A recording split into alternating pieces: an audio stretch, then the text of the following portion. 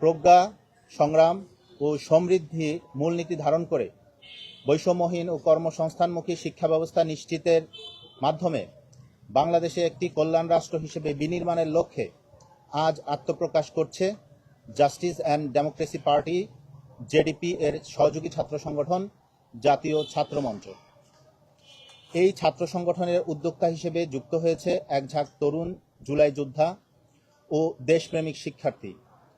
বাংলাদেশের শিক্ষার্থীদের অধিকার, আত্মমর্যাদা এবং সামাজিক গণতন্ত্রের আদর্শে কল্যাণ রাষ্ট্র প্রতিষ্ঠার অঙ্গীকারে জাতীয় ছাত্রমঞ্চের সংগঠকেরা এই উদ্যোগ গ্রহণ করেছেন। আজ আমরা আপনাদের সামনে একটি নতুন ধারার ছাত্র সংগঠন গঠনের অঙ্গীকার, চিন্তা ও ভবিষ্যৎ রাজনৈতিক পরিকল্পনার প্রাথমিক রূপরেখা উপস্থাপন করছি। যারা আমাদের এই দর্শনের প্রতি আগ্রহী এবং একই স্বপ্ন ও প্রত্যাশা লালন করেন, তাদের সবাইকে আমাদের এই উদ্যোগে সম্পৃক্ত হওয়ার আন্তরিক আহ্বান জানাচ্ছি। সেই আহ্বানের মধ্য দিয়ে আজ থেকে শুরু হচ্ছে জাতীয় ছাত্র মঞ্চের আনুষ্ঠানিক যাত্রা।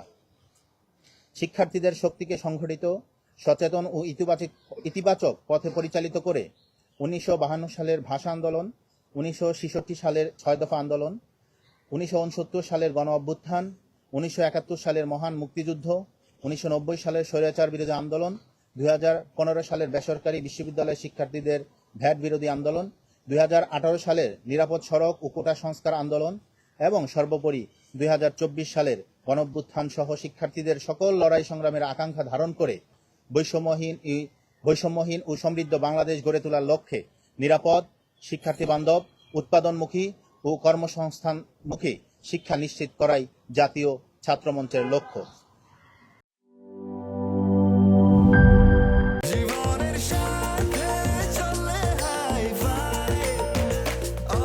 স্বাস্থ্যকর অল টাইম, সব সময় অল টাইম হেলদি লাইফ।